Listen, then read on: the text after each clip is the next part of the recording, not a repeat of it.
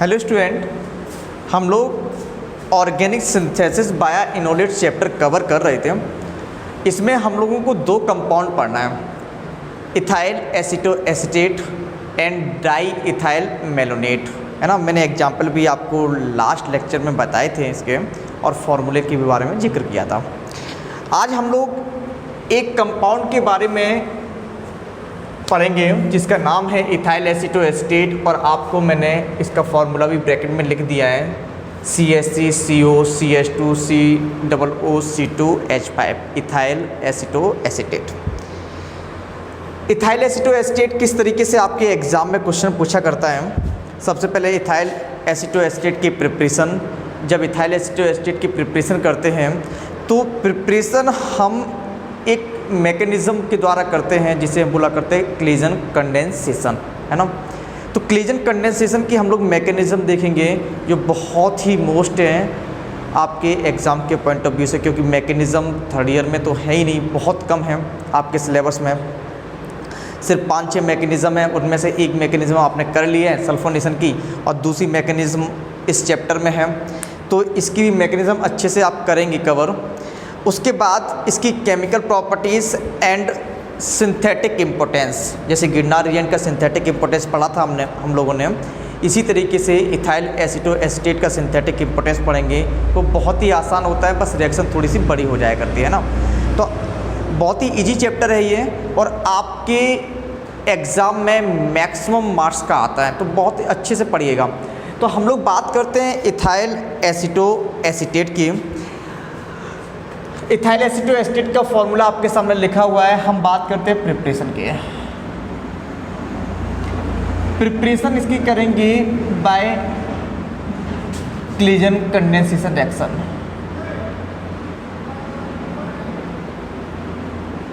क्लीजन condensation reaction. Claisen condensation reaction में होता क्या है, इथाइल एसीटेट के दो मॉलिक्यूल लेते हैं,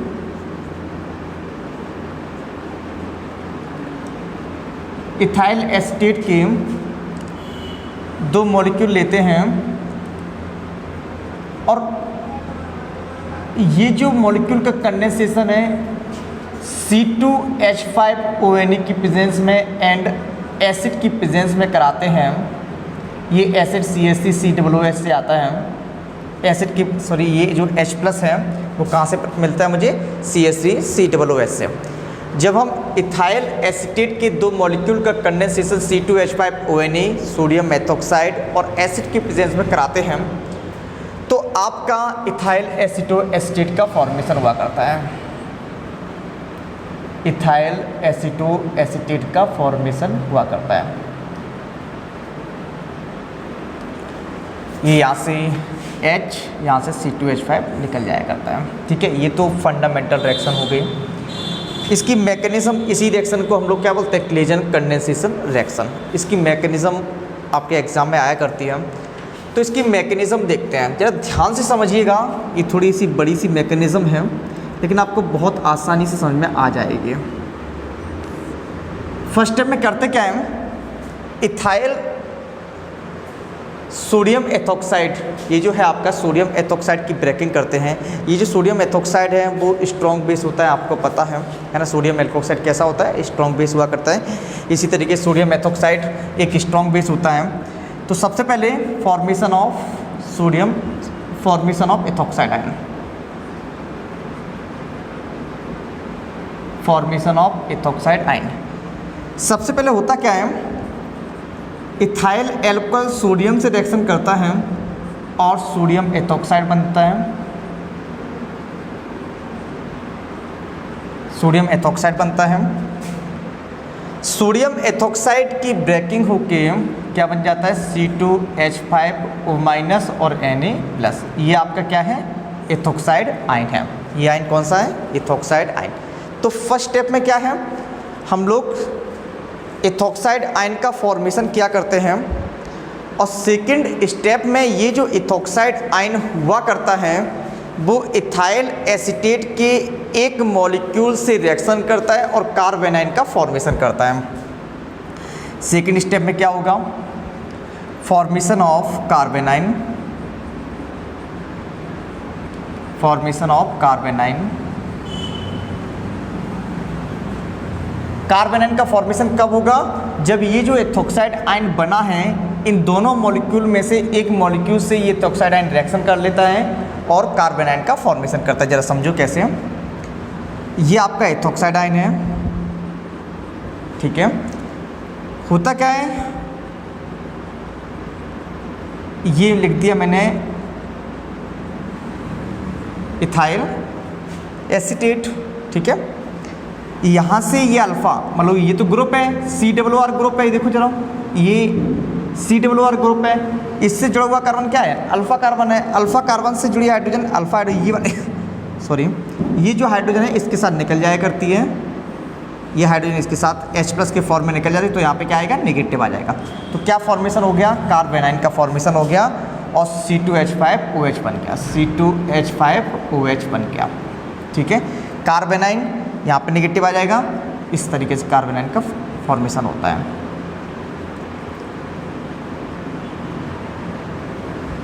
ठीक है। अब देखो जरा फिर से, सबसे पहले स्टेप में क्या किया मैंने? इथोक्साइड आयन का फॉर्मेशन किया। उसके बाद सेकंड स्टेप में क्या करेंगे हम लोग? जो इथोक्साइड आयन बना है उसकी रिएक्शन किससे कराएंगे? जो इथाइल एसीटेट के दो मॉलिक्यूल है ना, उनमें से एक मॉलिक्यूल से रिएक्शन करेंगे और क्या फॉर्म करेंगे? कार्बेनाइन का फॉर्मेशन करेंगे। अब ये जो कार्बेनाइन का फॉर्मेशन हो चुका है, ये जो कार्बेनाइन होगा दूसरे इथाइल एसीटेट के मॉलिक्यूल पर रिएक्शन करेगा एज अ न्यूक्लियोफाइल। जब ये रिएक्शन करेगा तो इथाइल एसीटेट और आपका इथोक्साइड आयन का फिर से फॉर्मेशन हो जाता है। और आपको मैंने लास्ट लेक्चर में बताया था इथाइल एसीटेट के पास एक्टिव मिथाइलिन ग्रुप हुआ करता है और जो H+ के जहाँ से एक्टिव मिथाइलिन ग्रुप से H+ इजली निकल जाया करता है। इतनी बातें समझ में नहीं आई होंगी, चलो स्टेप थर्ड पे चलते हैं, तब समझ में आएगी, है ना। थर्ड स्टेप में होता क्या है, ये जो कार्बेनाइन बना है इनमें से एक मॉलिक्यूल तो ले लिया था मैंने, तो दूसरे मॉलिक्यूल पर अटैक करता है। क्या लिखेंगे थर्ड स्टेप में? Attack of कार्बेनाइन on second ethyl acetate molecule, second ethyl acetate molecule, ethyl acetate molecule. जरा समझो किस तरीके से होगी रिएक्शन। इथाइल एसीटेट का फॉर्मूला आप जानते हैं, ये होता है। किसकी रिएक्शन करानी है आपको? किसका अटैक कराना है? कार्बेनाइन का अटैक कराना है। ये आपका कार्बेनाइन बन गया। कार्बेनाइन क्यों कहा? क्योंकि कार्बन पर क्या है? नेगेटिव चार्ज है, इसलिए मैंने कार्बेनाइन कहा। ये अटैक करता है इस पर, इस CO ग्रुप पर, और CO ग्रुप की बॉन्ड ब्रेकिंग कैसे होगी? यहाँ पे नेगेटिव आएगा, यहाँ पे पॉजिटिव, ये इस कार्बन में पॉजिटिव से जुड़ जाएगा। तो किस तरीके से कंपाउंड बनेगा जरा देखना। CH3 C, हम क्या कर रहे हैं? C2O C2H5 को नीचे लिख दे रहे हैं और ये सामने लिख दे रहे हैं। जरा इसे हम नीचे लिख दे रहे हैं, कोई दिक्कत तो है नहीं है। इसे हम कुछ इस तरीके से लिख दे रहे हैं O C2H5, और ऑक्सीजन पे क्या आ जाएगा? क्योंकि ये बॉन्ड ब्रेकिंग ऐसे होगी तो ऑक्सीजन पे क्या आ गया? नेगेटिव आ गया। और क्या बनेगा? CH2 CO C2H5 ऐड हो जाएगा, CH2 CO C2H5 ऐड हो जाएगा। ये आपका क्या बन गया? ऑक्सीजन बन गया, क्योंकि ऑक्सीजन पे क्या है? नेगेटिव चार्ज है। अब ये जो ऑक्सीएनाइन है, जरा समझो, ये जो ऑक्सीएनाइन है और इस कार्बन से OC2H5 पे ये जो एल्कोक्सी ग्रुप होता है वो बहुत अच्छे लीविंग ग्रुप होते हैं। कैसे होते हैं? बहुत अच्छे लीविंग ग्रुप होते हैं। होता क्या है, ये वाला इलेक्ट्रॉन यहाँ पे ट्रांसफ़र होता है और ये लीव करके निकल जाया करता है। क्या समझें? ये वाला इलेक्ट्रॉन इधर इस बॉन्ड पे ट्रांसफ़र होता है, ये लीविंग ग्रुप है, निकलने की टेंडेंसी रखेगा, तो ये लीव करके बाहर निकल जाएगा, तो यहाँ पर नेगेटिव आ जाएगा और यहाँ पे क्या आ जाएगा? डबल बॉन्ड आ जाएगा। ठीक है, तो हम यहाँ पे लिख दे रहे हैं, आपको दिख रहा होगा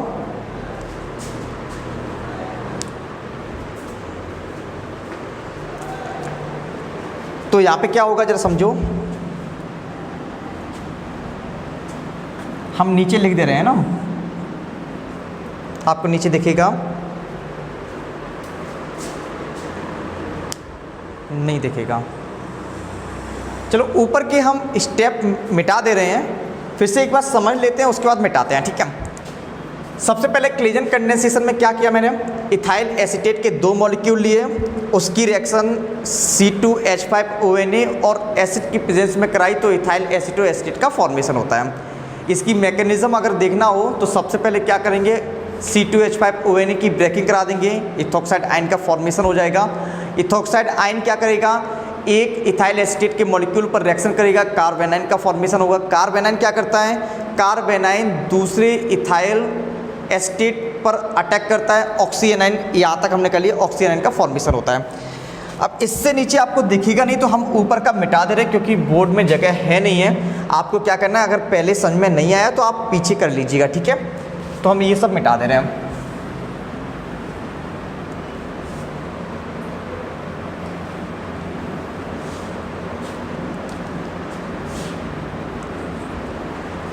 यहाँ से हम ऊपर लिख दे रहे हैं, ये हम ऊपर पहुँच रहे हैं, ठीक है। यहाँ से हम ऊपर पहुँच रहे हैं, क्या होगा, ये डबल बॉन्ड बन जाएगा और OC2H5 निकल जाएगा। मतलब किस तरीके से होगा आपका, CH3 CO CH2 CO OC2H5 बन गया, और क्या बन गया आपका, ये निकल गया O- C2H5 निकल गया आपका इथॉक्साइड आयन, ठीक है। अब जरा समझिए, ये जो इथॉक्साइड आयन है इसका मतलब क्या, सोडियम एथॉक्साइड है ना, ये क्योंकि सोडियम एथॉक्साइड से ही तो इथॉक्साइड मिला है आपको। तो ये जो इथॉक्साइड आयन है वो क्या होता है, स्ट्रॉन्ग बेस हुआ करता है। अब ये स्ट्रॉन्ग बेस जो होगी, इसके पास जो एसिडिक हाइड्रोजन होगी उससे रिएक्शन कर लेगा। एसिडिक हाइड्रोजन कौन सी है, ये देखो एक्टिव मिथाइलिन ग्रुप है। अब ये एक्टिव मिथाइलिन ग्रुप क्या होता है, मैंने आपको लास्ट लेक्चर में बताया, अगर आपने नहीं देखा है तो जरूर देख लीजिएगा, आपको समझ में आएगा, ठीक है। सॉरी। तो यहाँ से H+ निकल जाएगा, ये रिएक्शन कर दे। तो नेक्स्ट स्टेप में होता क्या है, ये आपका ये कहाँ लिखना है, इसके आगे लिखना है, ठीक है। मेरे पास जगह नहीं थी इसलिए मैंने ऊपर लिख दिया, ठीक है। नेक्स्ट स्टेप में क्या करेंगे आप लोग, क्या बन गया, इथाइल एसीटो एसीटेट बन गया। नेक्स्ट स्टेप में क्या होता है, ये जो इथाइल एसीटो एसीटेट बना है उससे इथॉक्साइड आयन रिएक्शन कर जाता है,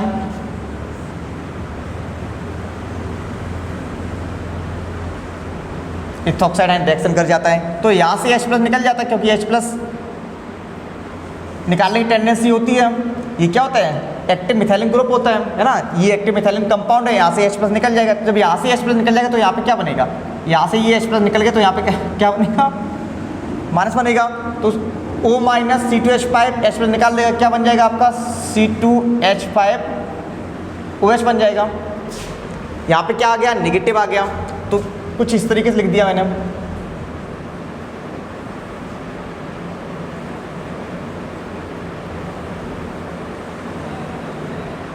अब ये कार्बेनाइन बन गया। अब ये जो कार्बेनाइन है वो रेजोनेंस स्टेबलाइज होता है, मैंने बताया था आपको जब इनोलिट पढ़ाया था लास्ट लेक्चर में, है ना। ये इधर भी रेजोनेंस कर सकता है और इधर भी रेजोनेंस करता है, ये रेजोनेंस स्टेबलाइज होता है। कैसा है ये, रेजोनेंस स्टेबलाइज है, रेजोनेंस स्टेबलाइज है, ठीक है। अब ये जो कार्बेनाइन है आपका, ये जो कार्बेनाइन है वो एसिड से रिएक्शन कर लेता है,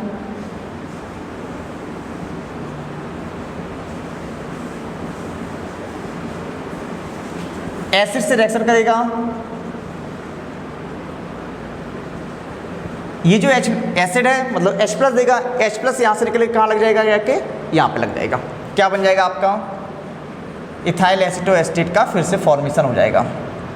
अब यहाँ पर रिएक्शन रुक जाया करती है और इथाइल एसीटो एसीटेट का फॉर्मेशन हो जाता है। ये क्या बन गया आपका, इथाइल एसीटो एसीटेट। अब मेरी बात सुने ध्यान से, सबसे पहले क्या किया, C2H5ONA की ब्रेकिंग की, क्या बनाया आपने, ये स्टेप नंबर फर्स्ट है।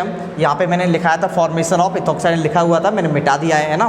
तो फर्स्ट स्टेप में क्या था, फॉर्मेशन ऑफ इथॉक्साइड आयन था।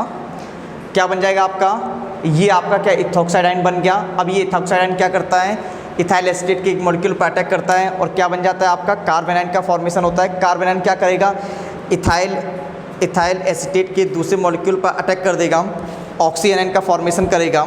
अब ये ऑक्सी आयन में होगा क्या, ये वाला इलेक्ट्रॉन यहाँ पे आएगा, यहाँ पे शिफ्ट होकर डबल बॉन्ड बनाएगा, ये लीविंग ग्रुप है तो लीविंग ग्रुप की तरह निकल जाएगा।